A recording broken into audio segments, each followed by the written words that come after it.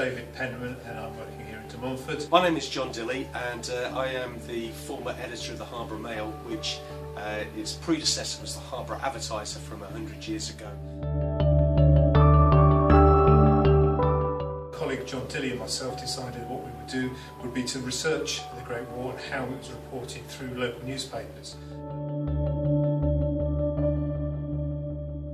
I chose my paper as the Ashbourne Telegraph and John Dilley chose the Harbour Advertiser.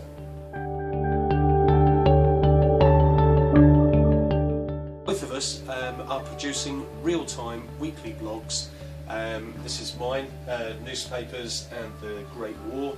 We're using these in WordPress, and these will provide the basis, the foundation of our weekly research. And as John has said, that our weekly real-time blogs are going up on our own websites. Mine is called Great War Reports at WordPress. Ashbourne News Telegraph and the Harbour Mail each week, and in print and online. One thing we have found out is that the papers from 100 years ago were perhaps the only source of news for many people in their areas, and they cover things in much greater detail and certainly on a much more personal level. There are accounts carried in the papers which tell through the letters to the families the real-time experiences of people in the trenches, and that's not the sort of coverage we've been finding was appearing in the national press.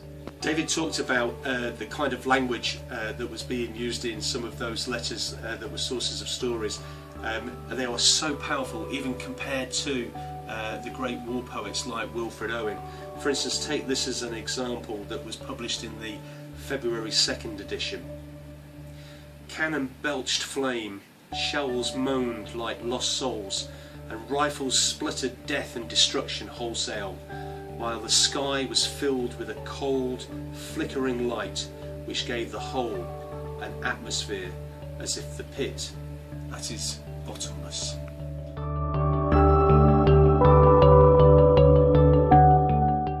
We're going to continue this research, obviously, right the way through until the end of the war. So our research will conclude in 2018. Clearly, we're obviously also going to include a lot of primary research through other local and national press, both online and also at the British Library, as well as other academics as well.